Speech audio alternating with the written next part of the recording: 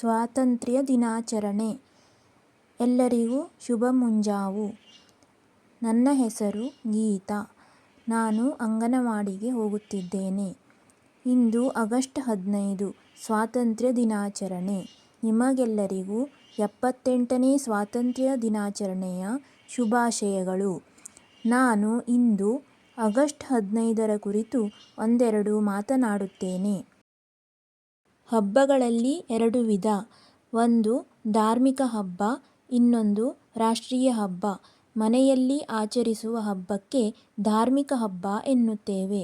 ಶಾಲೆಯಲ್ಲಿ ಆಚರಿಸುವ ಹಬ್ಬಕ್ಕೆ ರಾಷ್ಟ್ರೀಯ ಹಬ್ಬ ಎನ್ನುತ್ತೇವೆ. ಸ್ವಾತಂತ್ರ್ಯೋತ್ಸವ ಒಂದು ರಾಷ್ಟ್ರೀಯ ಹಬ್ಬ. ಭಾರತಕ್ಕೆ ಬ್ರಿಟಿಷರ ದಬ್ಬಾಳಿಕೆಯಿಂದ ಸ್ವಾತಂತ್ರ್ಯ ಸಿಕ್ಕಿದ ಸಲುವಾಗಿ ಈ ಹಬ್ಬವನ್ನು ಆಚರಿಸುತ್ತಾರೆ. ಹಿಂದಿನ ಹಿರಿಯರು ನಮಗೆ ಕಷ್ಟಪಟ್ಟು ಸ್ವಾತಂತ್ರ್ಯವನ್ನು ತಂದುಕೊಟ್ಟಿದ್ದಾರೆ. ನಾವು ಅದನ್ನು ಉಳಿಸಿಕೊಳ್ಳೋಣ. ನಮ್ಮ ಭಾರತ ದೇಶವು ಎಲ್ಲ ರೀತಿಯಿಂದಲೂ ಅಭಿವೃದ್ಧಿ ಹೊಂದಲಿ ಎಂದು ಹಾರೈಸುತ್ತಾ ನನ್ನ ಭಾಷಣವನ್ನು ಮುಗಿಸುತ್ತಿದ್ದೇನೆ.